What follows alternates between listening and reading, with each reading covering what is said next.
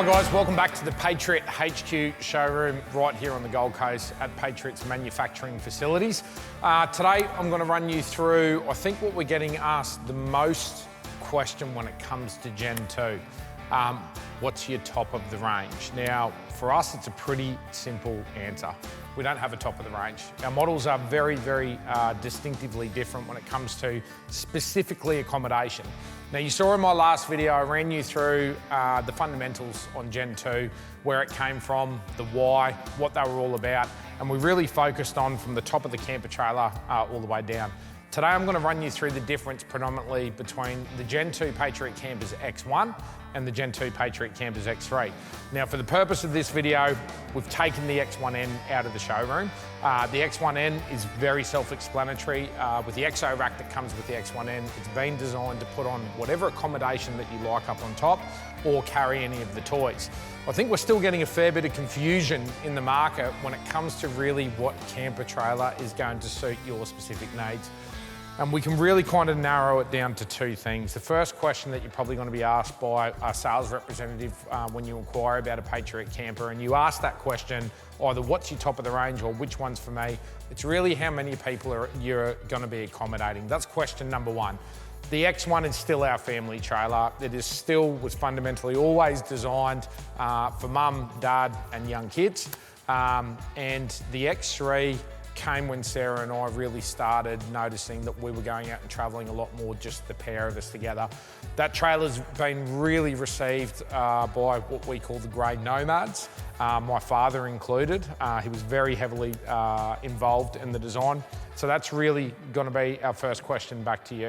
And then it's going to come down to what sort of style of camping do you do? Are you the type of person that goes and sets up at one particular site for a long period of time, or are you someone who's consistently on the move? Because the setup and pack down times of both of these trailers they're different, but we've narrowed the gap compared to Gen 1.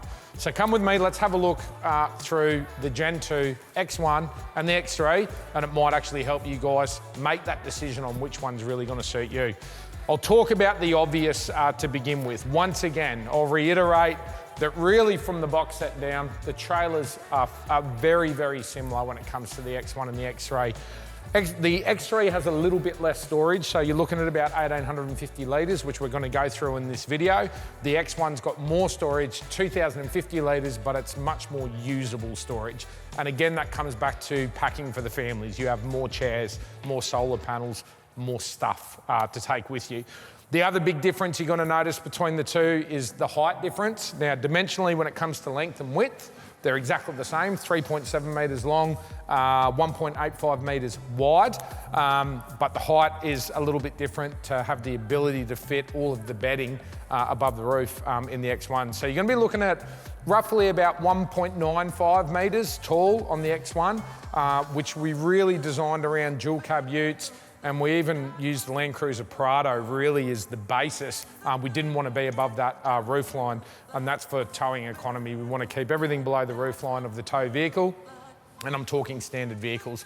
Majority of vehicles now have lift kits and big tyres and all the rest of it, so you're still going to be sitting well below the roof line. The X3, on the other hand, a little bit lower, comes in at 1.75 metres.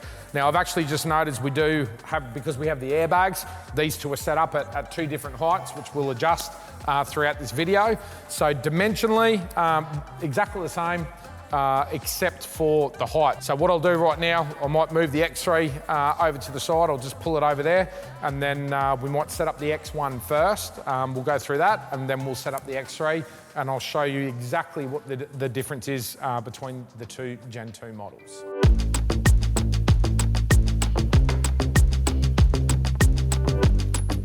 One of the questions that we get asked a bit is actually the weight difference between the two, and now on Gen 2, we've really narrowed the gap between the X3 and the X1. The X3 is coming a fair bit lighter than the Generation 1, but the X1 is a little bit heavier because of the composite lid. So you're going to be looking at about 1,130 kilos. It depends on options, so call it 2,500 pounds on the X3. On the X1, 1,130 kilos. So there's only about 30 kilos difference between the two of them. Now, again, that tare weight is really going to depend on the options that you get with it. If you add in the hot water system, barbecue swing away, and then obviously depending on how you load it. So really, consideration of weight when it comes to the Gen 2s is not really a thing. Still a big advantage is the ability to move them around on your own. And I find even at home, you can imagine how many Patriots I personally have at home now. I've actually got the first of every model that we've ever produced at home. So the first prototype is actually still with me from Patriot #1 right through the entire range. So I'm constantly pushing them around in the shed at home, getting them in and out. So like I said, I think we'll start with the X1. I think people have seen the X3 before. You haven't seen it in this version when it comes to the automation. So we'll spin around over here, we'll get to the X1, and I'll show you through what's probably the biggest change for Gen 2.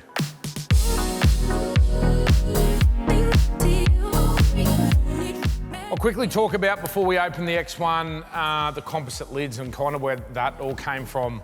We found with Gen 1s, the biggest part of the setup was taking the bag off. It wasn't the job of opening the tent or closing the tent, it was always taking the bag off. Another one of the things with Gen 1 that, you know, if you're traveling remote and you're on dusty roads and you get to the end of the day and you're sweaty and all the rest of it, pulling the bag off and putting the bag back on, there was the perfect opportunity to get dirty, right? It could be quite cumbersome with the zips at some stage, unzipping that bag and especially zipping the thing back on when it was full of dust. There were just some inherent problems with a canvas bag.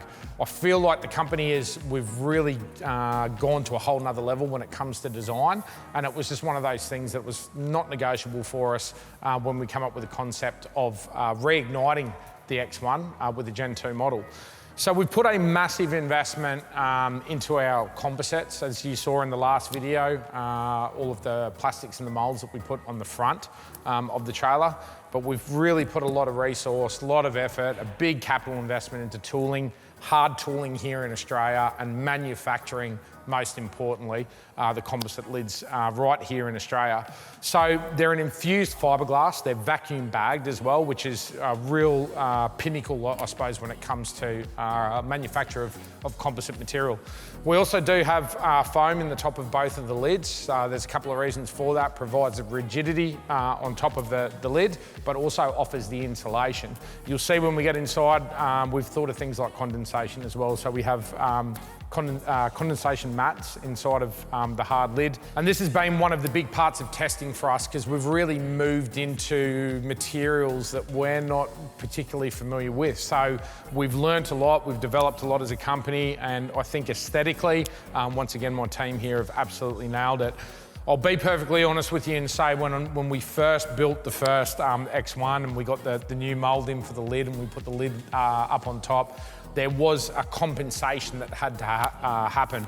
I really wanted the lid about 100 mil lower. I just think from an aesthetic point of view, keeping it really low profile, but we kind of made the decision that it was really function over form in this instance. So what we've allowed inside of this lid here is an absolutely massive area inside of the hard lid that you can leave all of your bedding inside, pillows, doonas, and you can even pack the kids' multi-room inside of the hard lid. I'm not going to set the multi-room up today. We'll put some images up there of it. But to answer that question, the kids' room, all of your bedding can stay inside, hence the reason that lid ended up growing about 100 mil longer. Another really common question that we're getting a lot is what happens if my power fails? Now, everybody sees the level of automation that we've put into the Gen 2, but we obviously have not lost track of what Patriot Campers is really all about, and that's exploring those unknown destinations, those remote destinations where help might not be that easy to access. So when it comes to the central locking system, we've given an override on the central locking system if you lose your remote or something happens with the transmitter. We've also given you the ability to jumpstart the trailer, which I've explained in an earlier video. The other thing that we finalised is a hand crank operation for the actuators.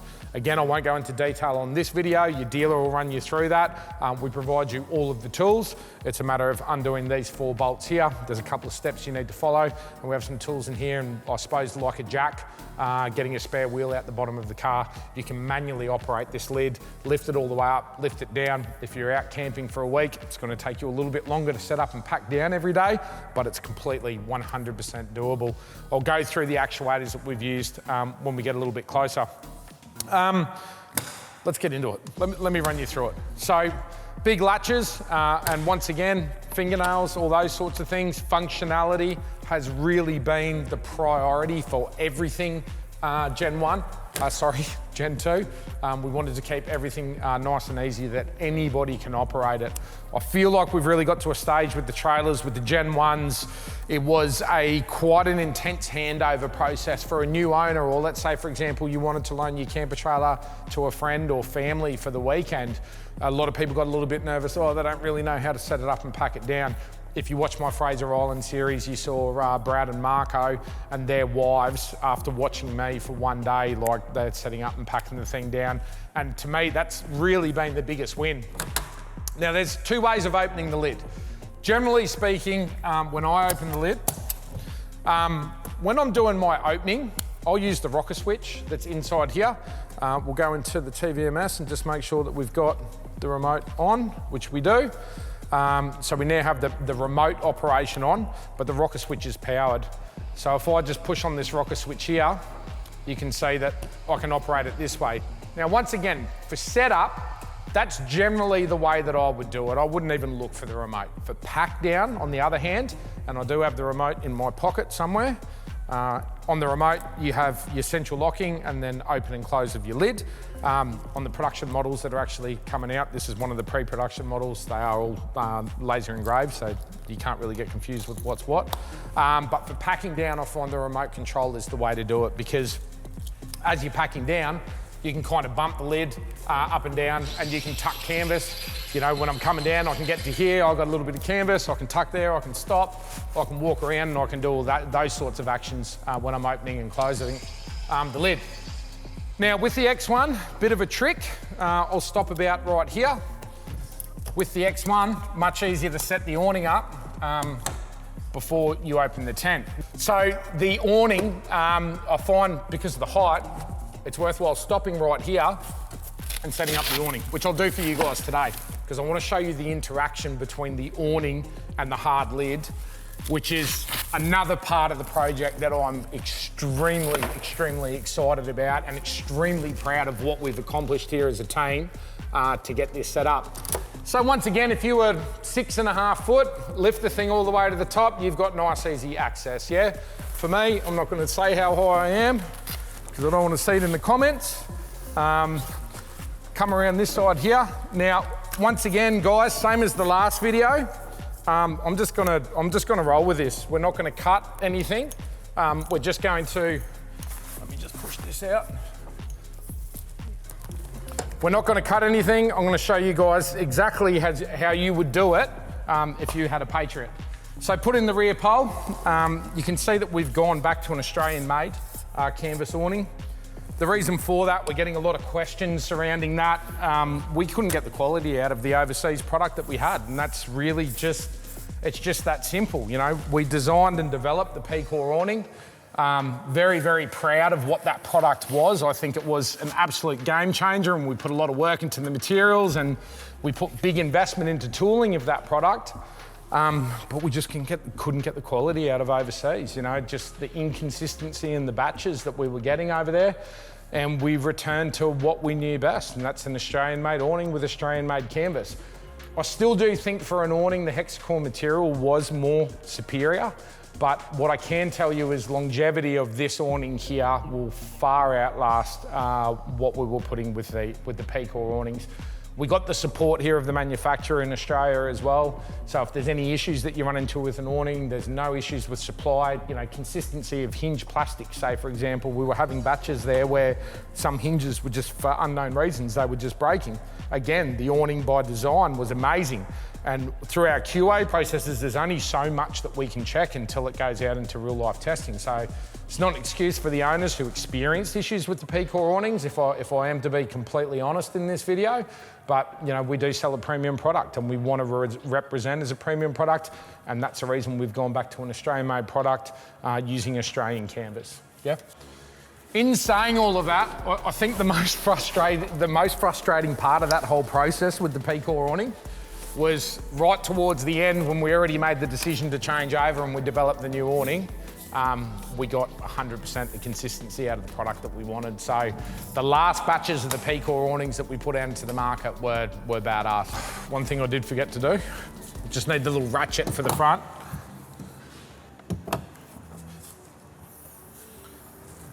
So once again, we're just gonna let this roll. However this happens, this is how it would happen at camp, all right?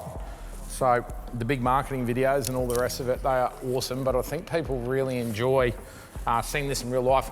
Know that this is a really cool product. Look at this, it's like a little ratchet strap, yeah? How cool is that? So to tension the awning, and I'll show you, we'll bring it around to the front of the drawbar. You can really, look, I see people kind of clip this on wherever. I tend to like the back of the jockey wheel. I don't know why, that's just kind of where I want to be. Now I'm not going to bother about getting this completely level. So you can see that there, it's just a ratchet. And you can see, if we go back wide, you can see how it tensions the awning as the awning comes up. Now I'll kind of just get the legs to somewhere near. Now you'll notice that obviously because the lid's only halfway up, we're not going to be in the finished position until we go all the way to the top. Big thing for everyone, please, please, please, always peg your awning down, yeah? It's issues that you can definitely avoid. I still do it. I did it not that long ago, only a few weeks ago. I set up exactly like this and I'm like, oh, there's no breeze, I'll be fine. Went down for a swim down the creek, come back, awning was folded over and snapped a hinge. And that's, like I said before, for people who don't know, almost all awnings now, 270-degree awnings, are designed to snap on the hinge there so they don't bend poles, and it's a very easy replacement. You'll also notice around the back when I put the rear pole in, you can see it's on a bit of an angle. That's because I'm not in the full up position on the lid. So we'll put the lid up now. Oh, wrong way. So come around this side and you'll see this come all the way up to the top now. And once that the awning gets to full height,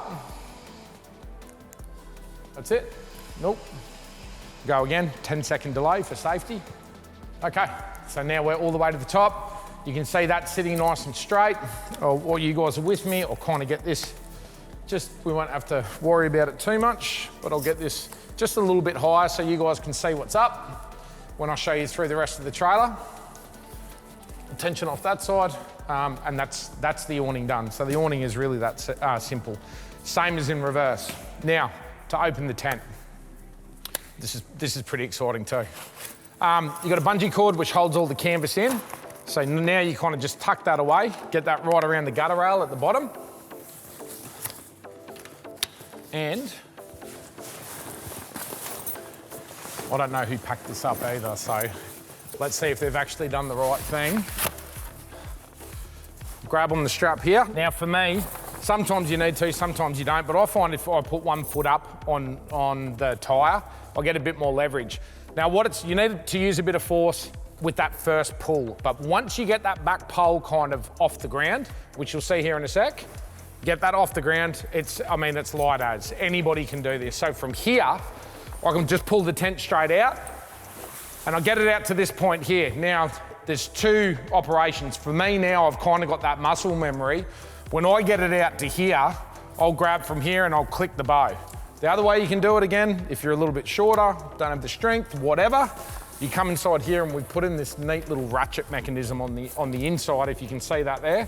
So basically it's just a matter of pushing this one out, ratchet it down, you'll hear it click, and that's the basis of the tent setup.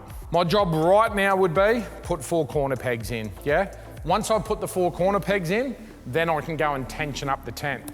Now for your quick overnight stays, it's not even something that you have to do, right? You don't have to put the tent pegs in if you're in blowy weather or all the rest of it. It might want to be something that you consider. Setting up on concrete is not ideal. It doesn't really give you the shape of the tent. The tent will always look a little bit baggy, saggy on concrete floor because you really need that tension to pull out the bottom. Now we've got a vinyl floor in the bottom with 100 millimeters of bucket. So you can see here we've got 2 tensioning straps. This is the one that I'll put my main peg through just to get the corners out. Then I'll use this one over the top, which is adjustable, and that'll pull the tension of the bucket. Now the reason that you've got a 100 millimeter bucket there, let's say that you're set up in an area, and look, let's face it, you do it when it's raining. You don't see it during the day, but water pools at night. Or if you're kind of on the side of the hill and you end up with water running through, it's not gonna run up and over and into your tent.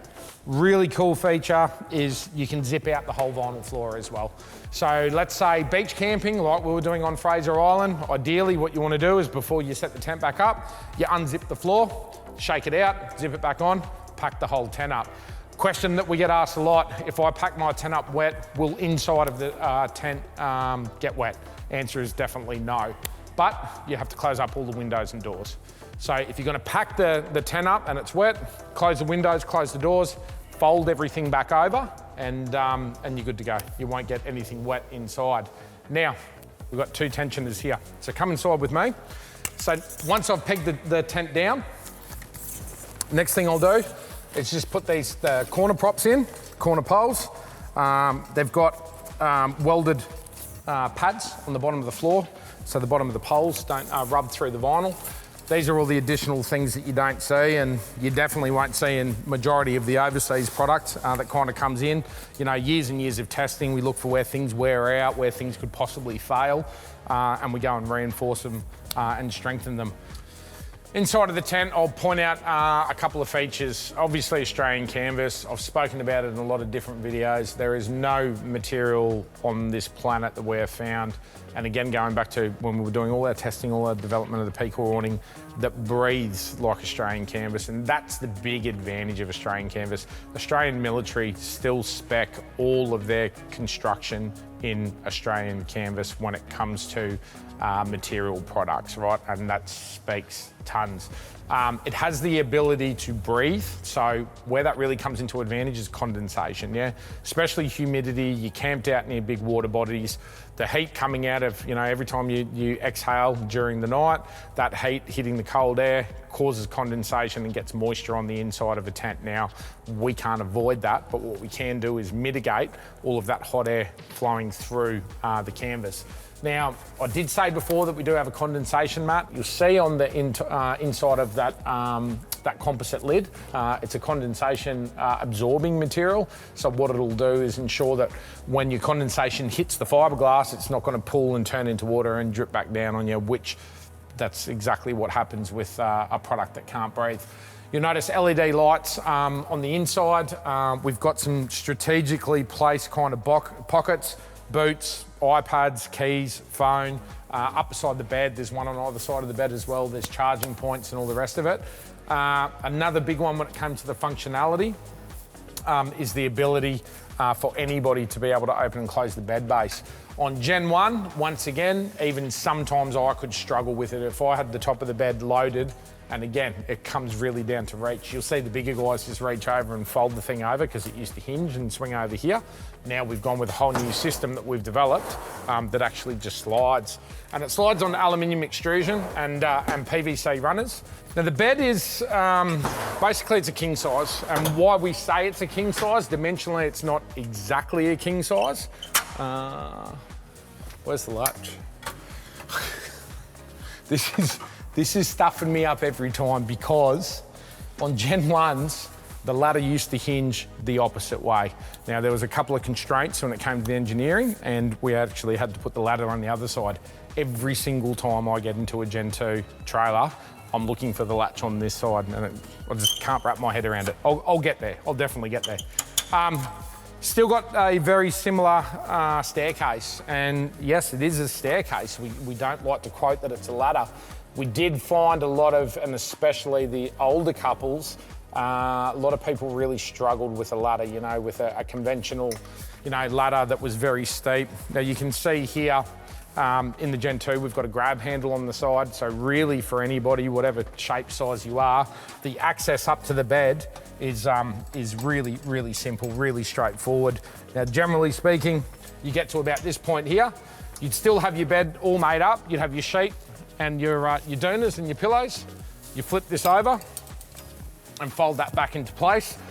100mm pocket spring mattress. It's a pocket spring. I do get that question a little bit. What do you mean by pocket spring? It's a pocket of air. And what that does is it keeps the mattress much, much lighter than an inner spring mattress. Mattresses are very, very subjective. This thing's got a gel topper on top as well.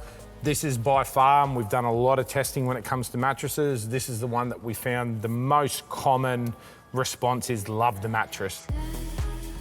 You've got heater vents down the side, which have some sort of adjustability. But like I said in the last video, the Truma, the ability of, the reason why we've gone away from Webasto in Gen 1 and across to Truma was we were really chasing the ability to properly heat the tent. When you go with that option, if you live in colder climates, the tent heating efficiency in this thing is unbelievable. We're at the Flinders Ranges and it might have been, I don't know, I'm just gonna guess, might have been 8, 9 degrees Celsius outside. I was sleeping in a t-shirt with no doona on with the Truma on and it was just bliss. It was absolutely beautiful, and that also gives you hot water plumbed directly to the sink.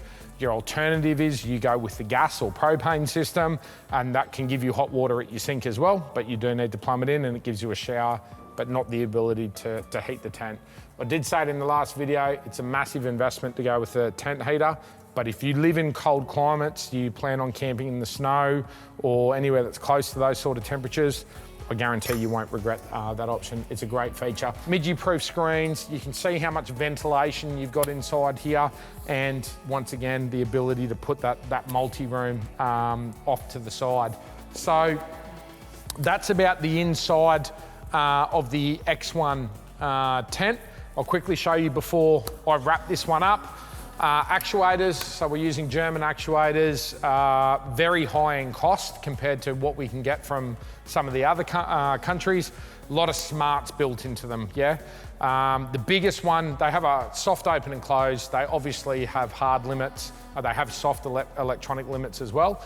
But the big one that we have here is they have the ability to sync. So if those actuators, for whatever reason, say they get hung up or you jam something in there, if they're not perfectly synced, they're not going to keep on pushing the lid and push the lid out of sync and damage the mechanism or crack the fiberglass or something silly like that.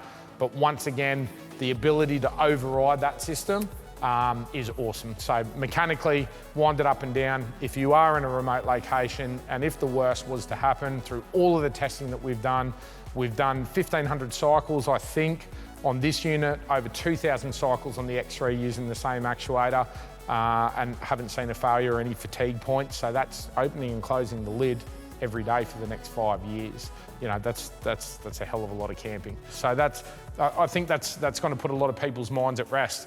I said at the start too, the interaction of the X1 hard lid with the awning is one of those, well, it might seem pretty simple to anybody who's watching the video.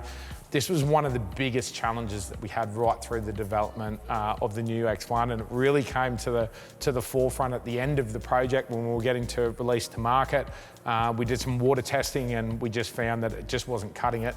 With the hard lid, the composite lid, diverting the water away from the kitchen and the living area posed to be a really big problem. So I'm not going to give all of our secrets away for any of our competitors that might be watching, but there was a lot of thought, a lot of work, a lot of late nights, a lot of broken people over getting this to exactly where we needed it to be, that we were comfortable to release it to market. But what I will show you here is we've got a gutter system that runs all the way around the entire lid. and there was a lot of actual real life flow testing done on a water testing rig that we developed here at Patriot HQ to get this correct. So as the water hits the top of the lid, it diverts into a gutter. The gutter channels the water all the way around into this corner piece here. Same along the front if you get any overflow. And we've developed a little gutter system here that actually diverts the water straight through the body of the trailer and into the middle of the trailer there. We did do a little bit of thought, and the question will come up, can we put that water back into our water tank? And we did do a bit of work around that. At the end of the day, we decided against it. Reason being, and if you've watched Patriot Campers or Patriot Games for a long period of time, I'm really conscious of bacteria and disease when I'm remote traveling. If there was, dirt and grit and grime, or you had some sort of bacteria sitting on the roof and you funneled all the water back into your water tank, very, very high chance of contamination, especially when you've got young kids around and you are remote. You can be days away from help. We just didn't want to cross that bridge. But you can see here the system. There's one at the back. There's another one that clips in at the front. So when you set up, you fundamentally just do that, and that's it. Diverts all of the water out of your main living area, which, again, I know you're going to watch this and go, that's really incidental, but trust me, there was a lot of work that happened there.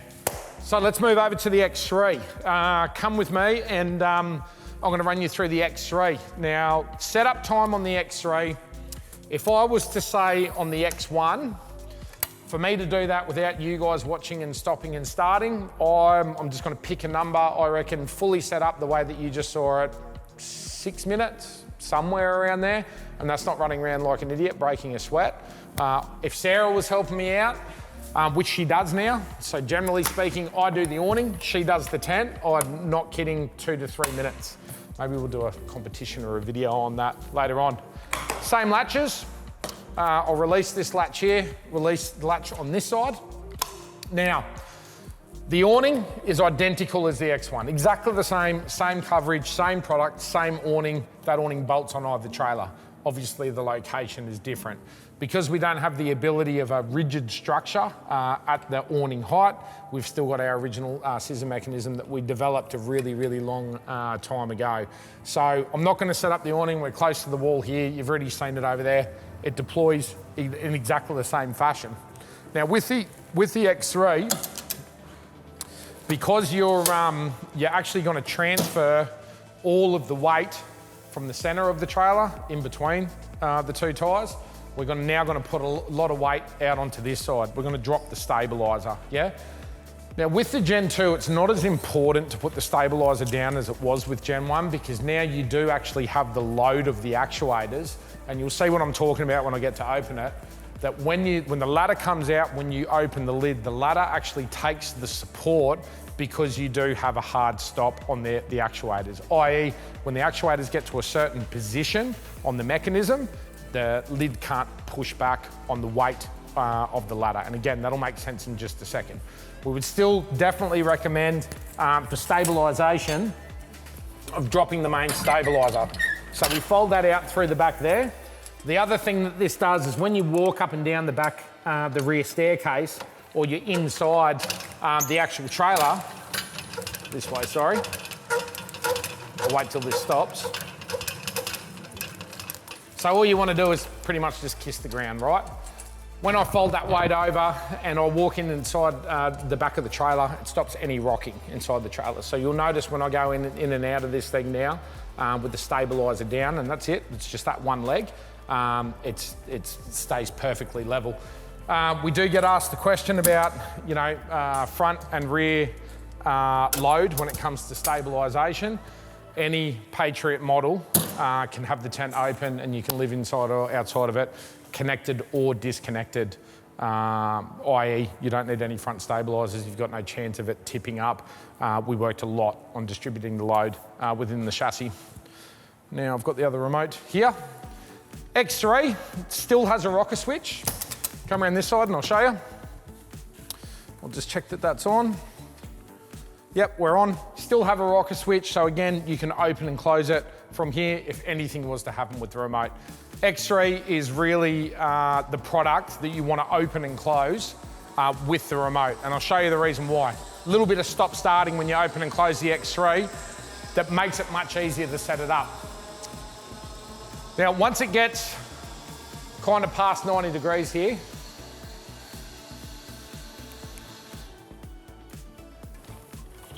open the ladder, and I'll bring the ladder out here. Now, with the Gen 1, this could be a little bit cumbersome because when you got to this point, you'd be holding the weight here, and then you try and deploy the ladder.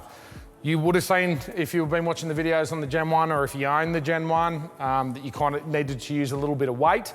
Again, it came down to all of the functionality and the requirements of the business, AKA me, that Sarah had to be able to open and close, set up fully every single unit.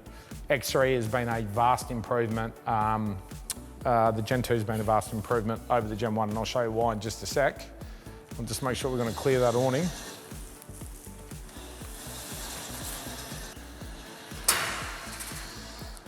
So now we've hit the ground, you can see everything is locked in. Ladder's on the ground, stabilizer's down, actuators have locked into their position. That's pretty much it, job done. The other big part of what we've done now with the X3, you'll walk around here and you'll pull the canvas skirt right over the edge and use this bungee just to clip everything in around. So you do this first because what this does is it sets the base height of the canvas. And I'll show you what I mean by that in just a second. And you can see right now pretty much how quick this is, and no effort, or very, very minimum effort. Come around this side with me, because I'll do this side first. Now, once I've clipped the canvas in on that side, now it's time to just put the poles out. One of the things I found with Gen 1 X3 was all of these poles, the structure was all internal. So at this point now, and if I was dirty or muddy or whatever, I'd have to go inside, take off my boots, climb up onto the bed and push all the poles out. And it was another thing that Sarah struggled with you know, her size and her strength and her height, was getting that full height up there. And I'll show you just how easy this is now. Over center latches on all of the poles. You pretty much push all of these out. And you can see I can do it from a really, really comfortable position. So that's one side done. Come around this side. Always go from the center. Now, what I said before about setting the base height of your canvas, so now this is attached. When I push these out, all I want to do is see that kind of go taut. Don't need to put a lot of effort into it.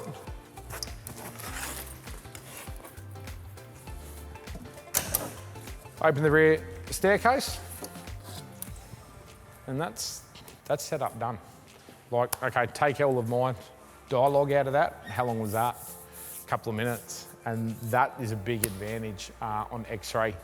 When you bundle the whole thing together, there's really only a couple of minutes difference, right? So it's like I'm saying, I think pack up and set up time, we've really narrowed the gap between Gen 1 and Gen 2. I don't think it's really longer a consideration. How quick do I want to set up and pack down? Yes, the X3 is definitely quicker, but it is quite marginal. A couple of the other things that you want to do for a neat setup. Spring poles. So I'll throw these in just so you can kind of see the rear awning. Now we've got a nice spreader bar at the back here. Spring poles, you can do them kind of either way. I find the safest way to do it, to keep the spring poles away from the possibility of collecting an eye, is I always do them from the top first. So I'll just clip one in there, and then I'll go to this side. We're gonna collect this awning, but you'll get the gist of what's going on.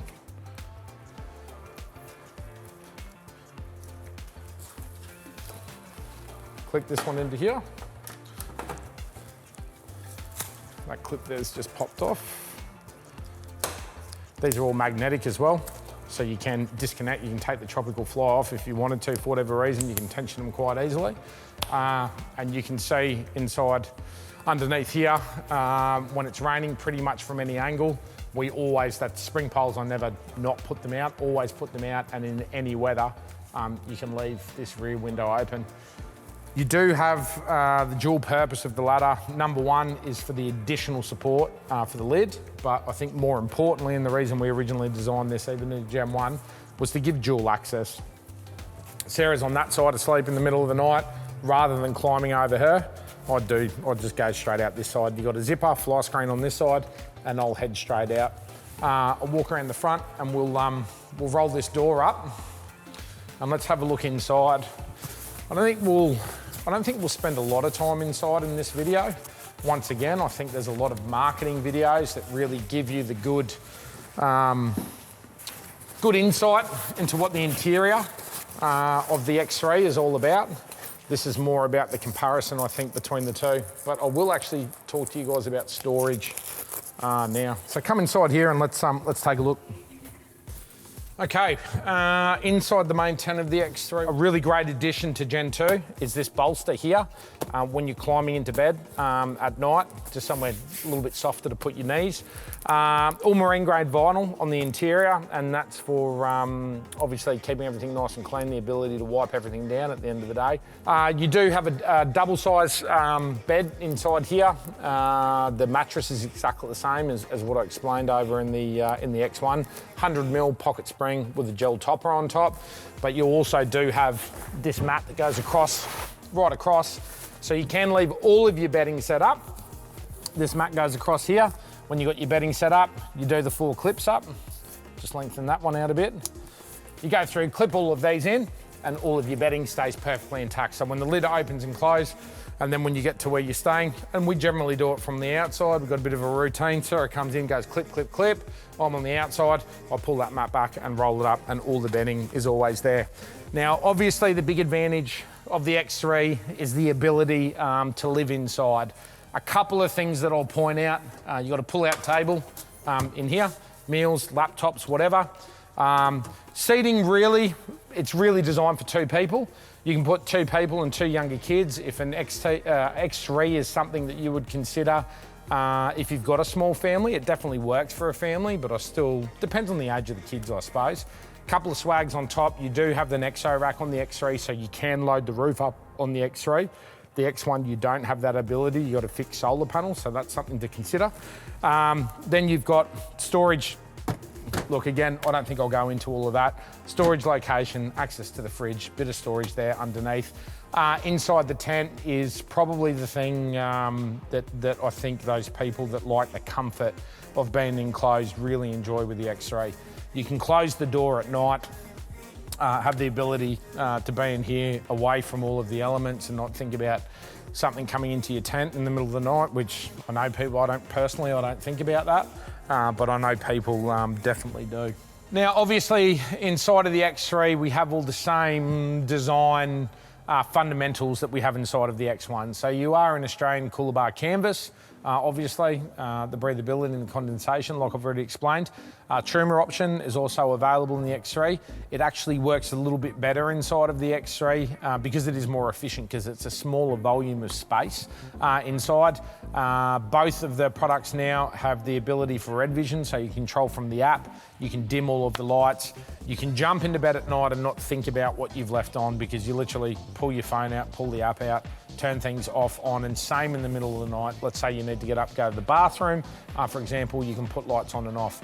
What we're finding a lot of X3 customers are doing is porta potty right here. So porta potty sitting at the bottom, and they leave that there during the day, put it in the storage location when they're traveling.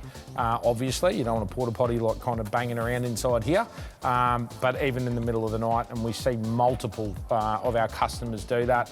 Part of their setup at night, porta potty just sits in the corner, doesn't take up any room, and then if you need to get up and go to the bathroom at the middle of the night, then that becomes a possibility. But again, you can also do that with the X1. You're just doing it on the soft floor. So I suppose the last thing that I want to talk about in this video is storage. Now, once again, it's not really a big, you'll get about a 10% more storage in the X1. But what I find with the X1 is the storage is much more usable. So if you consider in the X3, when you're in drive mode, when the lid's closed, all of this becomes a storage area, yeah? Now, how we kind of roll, generally speaking, Sarah will put the soft goods up on here. So say long camp chairs, or even the Patriot shower tent, she'll sit on the sofa here. And then we have 2 aluminium boxes that we put inside here. So either the aluminium boxes go inside, or our soft storage bags go inside here. You do have the ability to really put whatever you like inside. If you wanted to put those bigger bulky items, solar panels and all the rest of it. But again, for me, it's about steps when it comes to setup. I find that when we're moving every day and we're traveling as much as we do, I don't want to get to camp. It takes me 2 minutes to set everything up and then it takes me 15 minutes to clear out the junk from inside here. I don't like seeing it just packed just all over the joint. 2 or 3 items inside here, I think is quite nice. The side box, the front box, exactly the same.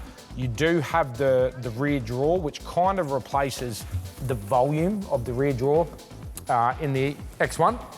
And we'll go back over there just so I can show you through it. The ability to access this drawer inside and outside, I think is a major advantage, specifically for clothes storage. For example, I'll get all my clothes out from outside, I'll get changed under the awning, I'll go for a swim down the beach or whatever. Sarah will typically go inside and she'll lift up the sofa and she'll get all of her gear out from out of there. Down the sides, you lose the side box, which is where you lose the bulk of the storage. So down the side of the X3, because of the way that it's designed and the way that the lid opens and it finishes flush with the top of the body, you don't have the side box. So that's a big storage area that you lose. Now, when I say that the X1 has more usable storage, what I mean by that is the storage in the back of the X1 is bulk storage. You have tie-down rails. And again, this was all part of the original conception of Patriot Campers when our 3 kids were young, you know, when they were little kids that had to take everything with them to entertain them. Not specifically them, us. So your floaties and all your toys and cricket sets and all the rest of it, you can just jam everything in the back there and you just don't have to worry about it. You don't have to worry about stepping over it or dirtying your interior or all the rest of it. You deal with that when you get home. You still obviously have the slide out drawer at the back. Again, really subjective. All customers use it for different things. Typically, Sarah and I will use that area there for food. So we'll put all of our dry store food goes in there. So you do have that ability, that big ability there to carry a lot of gear that you want to take to keep the kids entertained. Boogie boards and all the rest of it used to go in the back. And then you obviously have the storage box down the side, which runs right down the side of the trailer and the front storage area as well. So I think that really about sums up what I wanted to do with this video. This video is not about every single detail and every storage location and every material and all the rest of it. This is which Patriot model is going to suit you. A question that we're just getting asked so much, and I think people just get a little bit confused, right?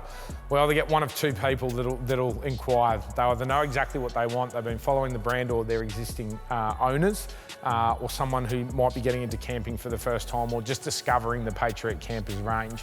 I still hand on heart believe that these are the best camper trailers in the world.